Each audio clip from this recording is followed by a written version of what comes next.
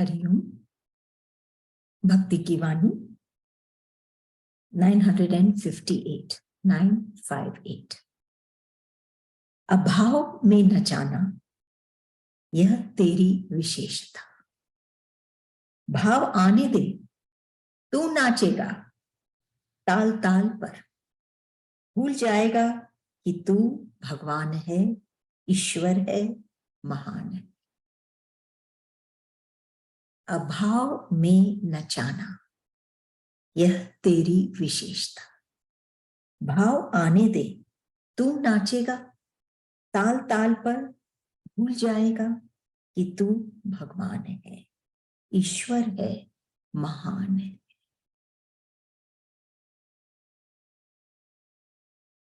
बहुत डीप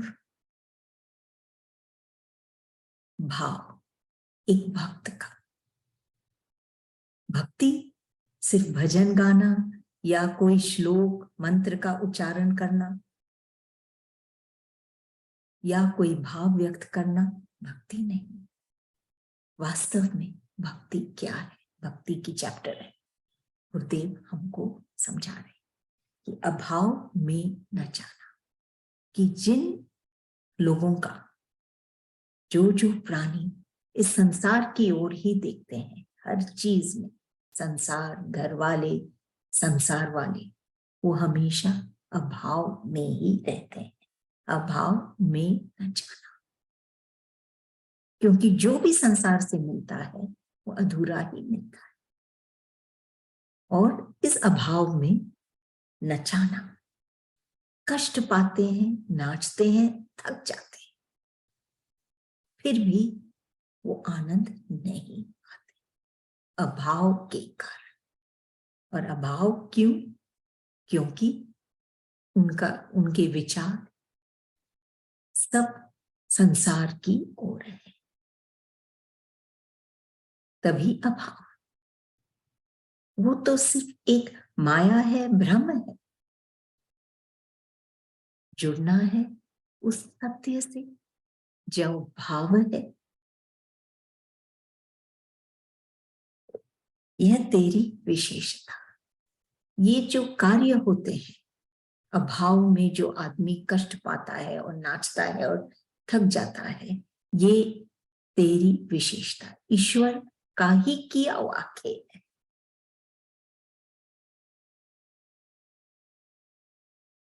भाव आने दे, लेकिन यहां उस भक्त की बात है कि इस अभाव में नाच नाच कर वो थक गया है। अब वो क्या कहता है कि भाव आने दे, पूर्णता का एहसास आने दे। अभाव में तो हमेशा हमको लगता है कि कम ही आया, जो कुछ भी पाया कम पाया, कम आया। अब कहते हैं भाव में आने दे। वो भक्त कहता है कि मुझे भाव में आने दे। जब वो ईश्वर से जुड़ने लग जाता है, मिलने लग जाता है, अनुभव करने लग जाता है, तब वो भाव पाने लग जाता है, जिससे उसका खुद का भाव, कीमत बढ़ने लग जाता है। बोलते भाव आने दे, तू नाचेगा। वो भक्त ये भी जानता है कि जब वो भाव आएगा, उसमें वो प्रेम उमड़ने लगेगा, तब ईश्वर खुद नाचने लग जाएंगे। यही तो ईश्वर भी चाहते हैं। आनंद में हमेशा वो ओतप्रोत रहते हैं, प्रेम से सने रहते हैं। और जो भाव में आ जाता है, और वो तभी होता है जब वो ईश्वर से जुड़ने लग जाता है, तो वो भी वो प्रेम और वो आनंद पाने लग जाता है जब वो जुड़ जाता है। और क्या कह रहे हैं? भाव आने दे, तो नाचेगा। उसको पता है कि ये जब स्थिति होगी उसकी, ये भाव वाली, तब स्वतः ही ईश्वर भी नाचने लग जाएगा उसके समक्ष, उसके हृदय में बसने लग जाएगा। तू नाचेगा ताल ताल पर, भूल जाएगा कि तू भगवान है, तू ईश्वर है, महान है। कि प्रेम में, भाव में ऐसी शक्ति है कि ईश्वर खुद नाचने लग जाते हैं ऐसे भक्तों के समक्ष। वो अलग नहीं होते भक्तों से। और तभी कह रहे हैं कि तू भूल जाएगा कि तू भगवान है, कोई महान है। महान इसीलिए है क्योंकि प्रेम भरा दिल है। सत्य की ताकत है जो शाश्वत है। सुख खरीदा नहीं जा सकता, लेकिन शाश्वत भी नहीं है। शाश्वत तो सिर्फ आनंद है। ये भक्त उस आनंद में समाया हुआ है, तभी भगवान भी भूल जाते हैं भक्ति की पराकाष्ठा कि वो ईश्वर है, महान है। प्रेम की शक्ति है, भाव की शक्ति है कि जब हम डूब जाते हैं, स्थूल में भी, नदी में या कहीं, तो हम आंखों से ओझल हो जाते हैं, दिखते नहीं। फिर ऐसे ही जब वो भक्त डूब जाता है ईश्वर के भावों में, क्योंकि ईश्वर तो सिर्फ एक भाव है, एक शक्ति है, प्रेम का एहसास। जब उस भाव में वो डूब जाता है तो वो ये संसार से ओझल हो जाता है। संसार में रहता है लेकिन लुप्त हो जाता है, क्योंकि वो बाहर नहीं, भीतर में अपने अंतःकरण की स्थिति में जीता है, हर समय ईश्वर को पाता है। अभाव से उठ जाता है, भाव पाता है। एडवांटेज, जो भक्त ये भाव को पाता है उसके आगे तो ईश्वर भी ताल ताल पर नाचते हैं। उसके ताल ताल वो जैसे, अब ये भी हम कह सकते कि भक्त ईश्वर के या ईश्वर भक्त के ताल पर नाचते। भाव दे, भाव आने दे, तू नाचेगा ताल ताल पर, भूल जाएगा कि तू भगवान है, ईश्वर है, महान है। जो ये अधिकारी है भक्ति का, जो भक्त है, वही ये बात कह सकता है, अनुभव कर सकता है और दावे के साथ कह सकता है। जिसका तन एक माला बन गया है और हर विचार जो उठ रहे हैं वो है वो मन का। हर विचार सिर्फ ईश्वर के प्रति वो मन का, ईश्वर का नाम, ईश्वर का भाव, ईश्वर ही ईश्वर। ये जो परिवर्तन है हृदय का, जो वो अभाव से उठ के भाव में आता है, यही भक्ति। भाव में आना, भाव में, भाव है उसके अंदर, प्रेम है, उसकी कीमत बहुत ऊंची है हर प्राणी की। लेकिन जो अनुभव करता है, जो एहसास पाता है, वही भक्त, ऐसा भक्त बन जाता है जो ये कह सकता है कि भगवान भी नाचने लगेगा ताल ताल पर।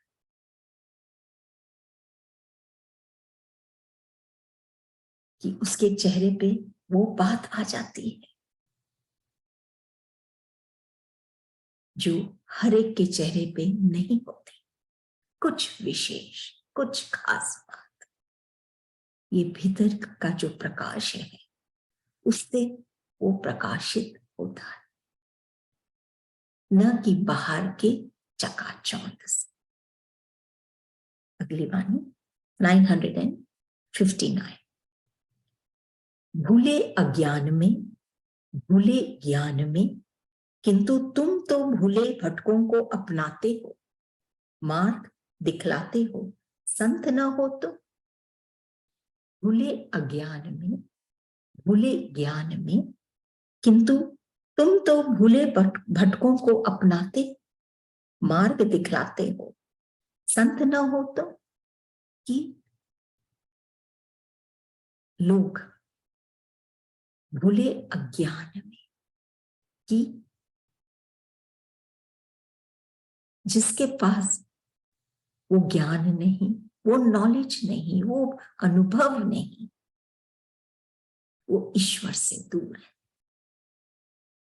तभी वो भूला है, ईश्वर को जानता ही नहीं, ईश्वर को भूल गया है।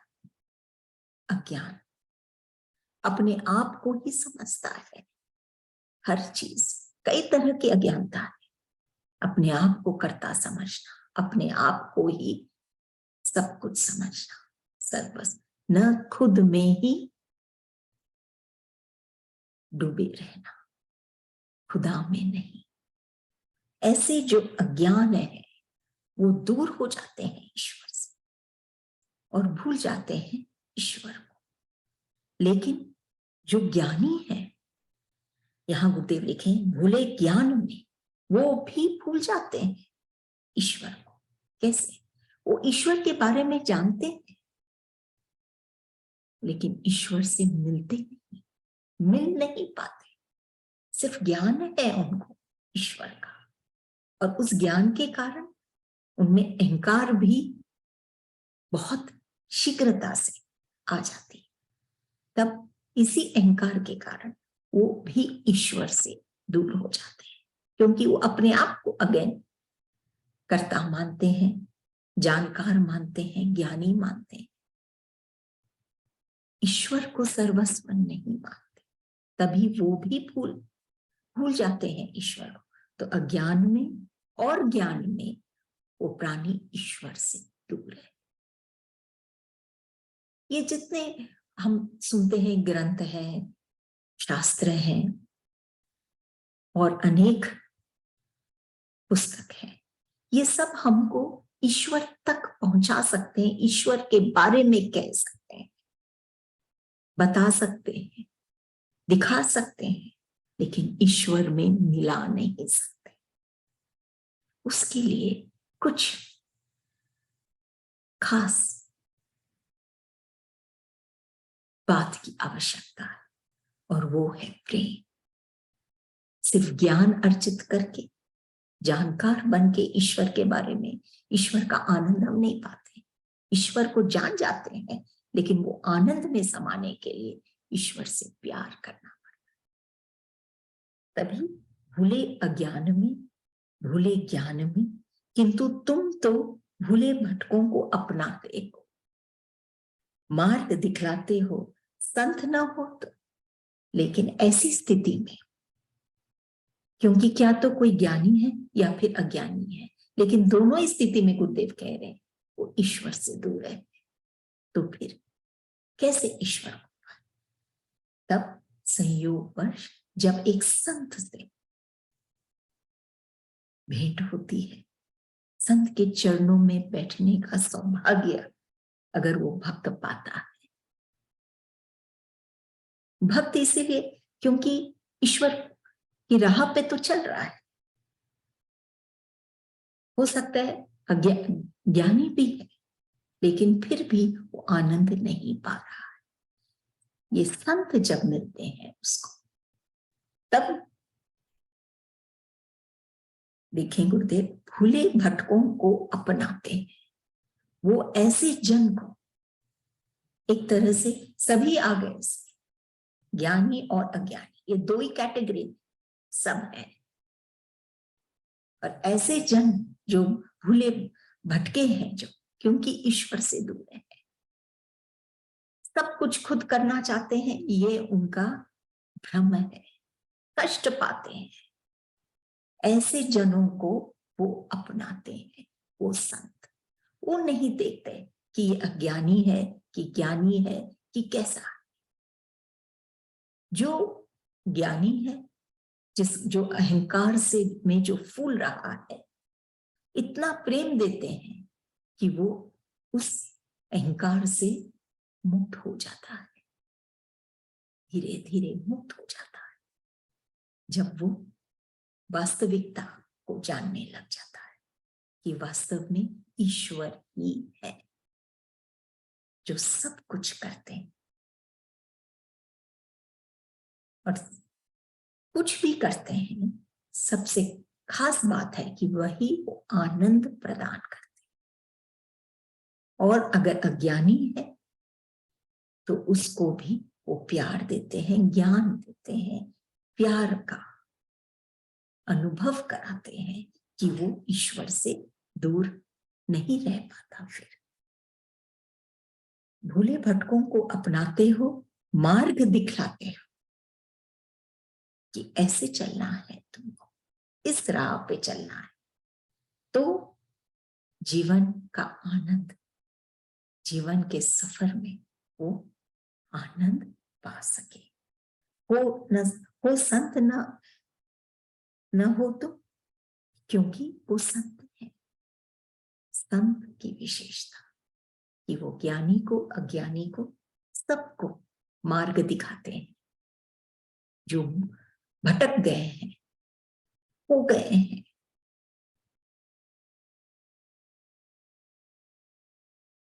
प्रकाश होते हुए भी अंधेरे में भटक रहे, अज्ञानता में भटक रहे, सच्चाई को, सत्य को जानते नहीं, ऐसे जन को वो राह दिखाते हैं, क्योंकि वो संत है। यही फर्क है एक संत में और अन्य प्राणी।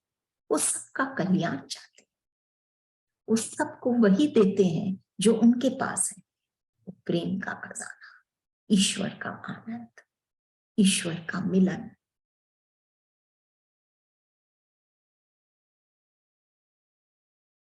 क्योंकि जो झुकता है वही राजा होता है।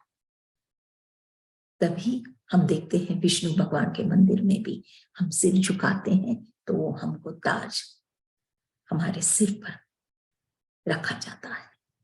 जो झुकता है वही राजा होता है, न कि अहंकारी और न अज्ञानी। जो झुकता है, ये स्थिति में, ये मन की गति एक संत ही हमारे अंदर सहजता से उनके चरणों में हम बैठते हैं, ये संसार से दूर होके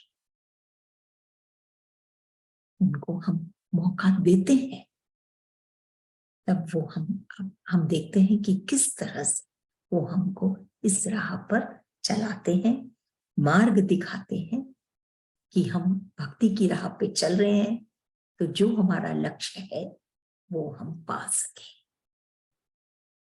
सिर्फ भटके नहीं कार्यों में और थके नहीं, बल्कि खिले, मिले और महके। अगली वाणी 960। ऐसे काम देते हो जो बुद्धि से असंभव से प्रतीत होते हैं, किंतु तुम्हारे लिए सभी सरल, देना भी लेना भी। ऐसे काम देते हो जो बुद्धि से असंभव से प्रतीत होते हैं, किंतु तुम्हारे लिए सभी सरल, देना भी लेना भी।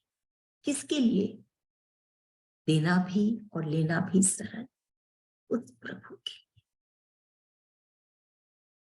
वही करता है, बाकी प्राणी तो सिर्फ निमित्त। कार्य वही देता है और वही करवाता है। लेकिन जो ये बात नहीं समझता,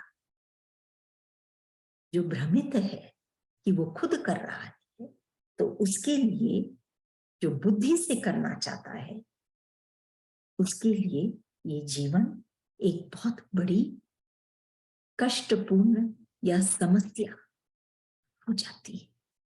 वो नहीं जी पाता। कष्ट पाता रहता है, बुद्धि से ये इन सब समस्याओं का हल करने की कोशिश करता रहता है, लेकिन सफलता नहीं पाता। अगर वो सिर्फ ईश्वर की ओर देखे कि वही है जो दिया है ये कार्य, तो वही है जो इस कार्य को भी पूरा कराएंगे। एक हल्कापन और एक शिथिल नहीं होता है। ईश्वर अपने आप वो कार्य कराते हैं, हम उनको सौंप कर तो देखें, जान कर तो देखें कि वही है जो कर सकते हैं। हम अपने इस बुद्धि के बल पर नहीं कर पाते। हमको ही हमारा जीवन, हम अपने आप ही हमको अपने जीवन को बदलना है और कोई नहीं बदल सकता। अगर हमको बदलना है, हमारे जीवन को बदलना है, तो हमको खुद को ही उसके लिए कार्य करना होगा। कैसे? कौन सा कार्य? कि अपने आप को सबसे पहले हम कर्ता नहीं मान के ईश्वर को का साथ ले, क्योंकि उसके लिए असंभव से प्रतीत होते हैं। नहीं तो बुद्धि के बल पे अगर हम कोई भी कार्य करना चाहते हैं तो असंभव से प्रतीत होते हैं, किंतु तुम्हारे लिए यही, तुम्हारे लिए सभी सरल, ईश्वर के लिए तो सभी सरल, देना भी और लेना भी, कार्य को कराना, देना भी और करवाना भी वही करता है। जो ये जान जाता है कि उसका खुद का कुछ नहीं, वो इस जीवन का आनंद पाता है। लोग संसार में घृणा करते हैं, हमारा मूल्य जज करना चाहते हैं, हिलाते हैं, हमको तोड़ने की कोशिश करते हैं हमको संसार में। लेकिन हम कितने ताकत से स्ट्रॉन्ग होके हम खड़े रहे, यही हमको बनाता है कि हम कौन है। और इसके लिए, जैसे गुरुदेव कह रहे हैं, हम ईश्वर को हमारे सारे कार्य, बुद्धि, सोच, विचार, ईश्वर को हम सौंपे।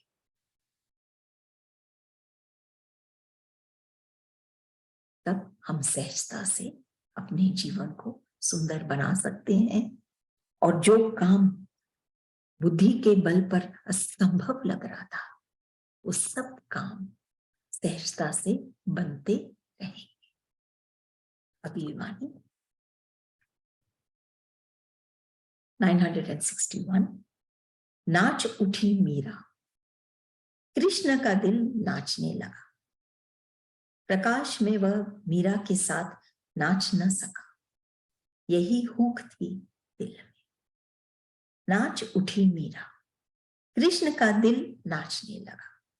प्रकाश में वह मीरा के साथ नाच न सका, यही हुक थी दिल में। दो बहुत स्ट्रॉन्ग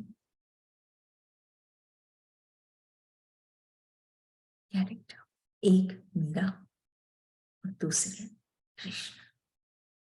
मीरा कृष्ण की दीवानी थी, नाच उठी मीरा। वो कृष्ण से, कृष्ण के लिए नाच उठती थी। लेकिन यही बात थी, देखिए, यही हुक थी दिल में। इतना वो कृष्ण से जुड़ी थी, फिर भी, और कृष्ण भी नाचते थे मीरा के साथ, उनका दिल भी नाचता था, कृष्ण का दिल नाचता था कृष्ण मीरा के साथ। मीरा नाचती थी और कृष्ण का दिल नाचता। क्यों? भक्ति में भी कितनी बातें हैं, कितने अलग अलग स्तर हैं। एक है संयोग का, एक है वियोग का, एक है विरह का, और भी अनेक अनेक स्तर हैं, स्थितियां हैं। मीरा की अगर हम बात कर रहे हैं, जैसे इस वाणी में, तो मीरा विरह में, ईश्वर कृष्ण से मिलने के विरह में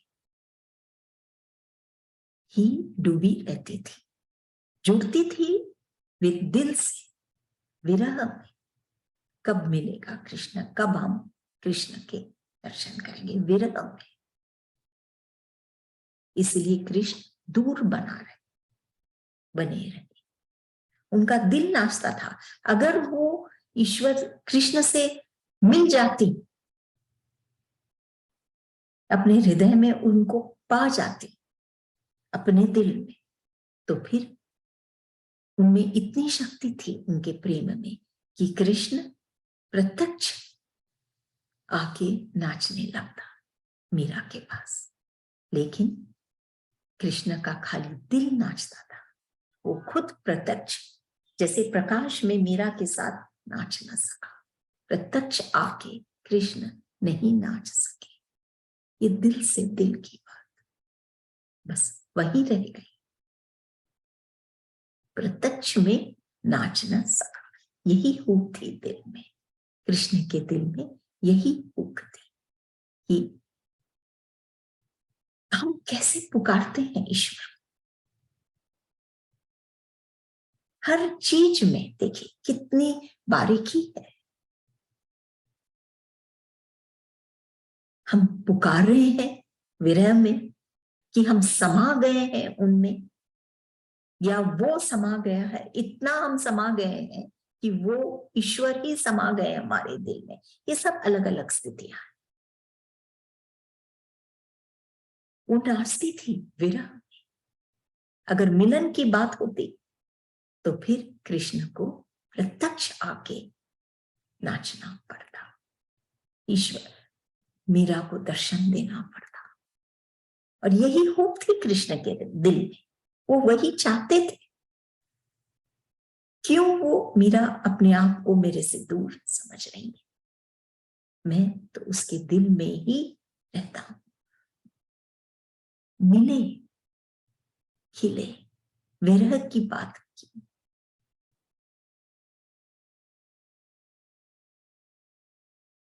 इतनी बड़ी भक्त मीरा भी विरह की अग्नि में ही जलती रही। और सबसे सुंदर बात इसमें गुरुदेव कह रहे हैं कि कृष्ण के दिल में भी इस बात को लेकर ठेस थी, वो सी थी। वो प्रत्यक्ष प्रकाश में मीरा के पास, मीरा के आगे आना चाहते थे, क्योंकि ऐसे तो काम किए ही थे उन्होंने।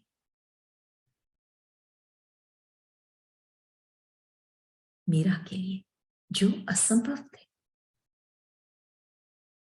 ये भी होता अगर वो विरह में नहीं होके मिल जाती कृष्ण से अपने ही हृदय में। 900 नेक्स्ट वाणी 962। गाता हूं तो लोग वाह वाह में उड़ा देते हैं आवाज, किंतु भाव तुम ही जान। गाता हूं तो लोग वाह वाह में उड़ा देते हैं आवाज, किंतु भाव तुम ही जान। कई प्रकार से हम सुख पाते, एक हम तुरंत वो सुख पा सकते हैं। जैसे अगर हमको प्यास लगी है तो हम पानी पी के हम सुख पा सकते हैं तुरंत। एक है सुख जो हम कल पा सकते हैं, जैसे हम बैंक में कोई अमाउंट को हम रखे हैं तो कल वो बढ़ के आता है, सुख पाते हैं कल। और एक और तरीका है सुख जो एक्चुअल में हमेशा चुप पाए, वो है आनंद। ये सब सुख जो तुरंत मिलता है, जो कल मिल सकता है, लेकिन एक जो हमेशा शाश्वत रहेगा। वो तो पानी पीने के बाद वो बात खत्म, वो मिलने के बाद बैंक से बात खत्म। लेकिन ये एक ऐसा सुख है जिसको हम आनंद कहते हैं, जो हमेशा रहता है। जो भक्त इस आनंद में समाया हुआ है, इस भाव में समाया हुआ है, भाव सागर में समाया हुआ है, जब वो गाता है या ईश्वर की बातें करता है तो लोग वाह वाह में उड़ा देते हैं। तो लोग वाह वाही तो करते हैं क्योंकि वो उसके हृदय की गहराई से निकल रही है बात या भजन, तो लोगों को पसंद बहुत आता है, वाह वाह करते हैं, लेकिन वाह वाही में उड़ा देते हैं आवाज। उनको अच्छा लगता है, लेकिन क्यों अच्छा लगा ये उनको पता नहीं, इसीलिए उनको ये मालूम नहीं कि वो भाव है उस भक्त के हृदय में, जिसके कारण वो जब गाता है तो वो भाव के कारण वो सुंदर अच्छा लगता है। वो तो सिर्फ गीत को सुनते हैं और कहते हैं अच्छा लगता है, इसीलिए वो वाह वाह में उड़ा देते हैं, उसका मर्म को नहीं समझते, उस भक्त के हृदय की स्थिति को नहीं जानते। किंतु भाव, उसकी स्थिति है भाव की, बोलते हैं तुम ही जानो। लोग नहीं जान पाते, नहीं इस भाव को समझ पाते। जो समझ जाता है, जो समा जाता है उस भक्त के हृदय के भाव में, वो ही जानता है कि ये भाव ही है जो इस गान, इस बात को, ईश्वर के बात में चार चांद लगा रहा।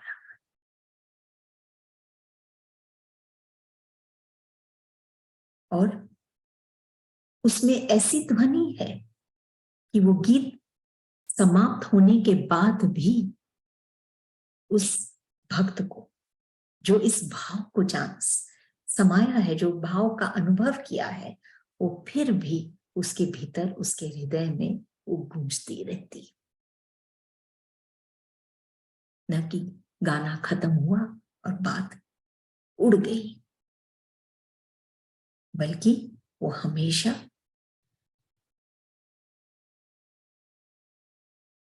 वो ध्वनि को सुनता रहता है।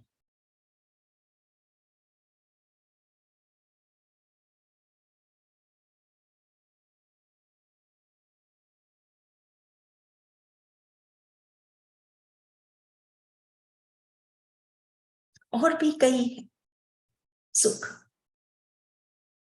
जैसे अपने चर्चा के एक तुरंत, एक कल और एक शाश्वत मिलने वाले, और भी कई तरह के सुख हैं। एक जो जड़ से जड़ का मिलन, एक है जड़ से चेतन, और एक है चेतन से चेतन। जड़ से जड़ का मिलन सुख देता है, शरीर का शरीर से, कि हम तन से ही किसी को हम सुख देते हैं कुछ कार्य करके। एक है जड़ से चेतन, जो एक ज्ञानी होता है, ब्रह्म ज्ञानी होता है, वो ईश्वर से जब जुड़ता है तो जड़ से चेतन। लेकिन वो भी जड़ कुंतेरा से नहीं जुड़ता, क्योंकि वो उसके ज्ञान के कारण या उसके इसी के कारण वो जुड़ता है। और तीसरे में चेतन से चेतन, कि जब उस भक्त का कि आत्मा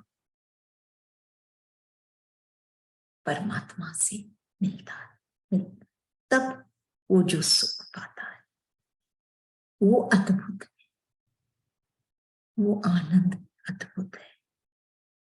और फिर जब वो गाता है तो लोग तो वो गाना सुन के उड़ा देते हैं, लेकिन एक जो भक्त कुछ भाव पाया है, वो जानता है कि ये कमाल उस भाव का है जो उमड़ रहा है जब वो भक्त का हृदय, आत्मा उस परमात्मा से एक हो गया। उसके बाद बात ही कुछ और हो जाती।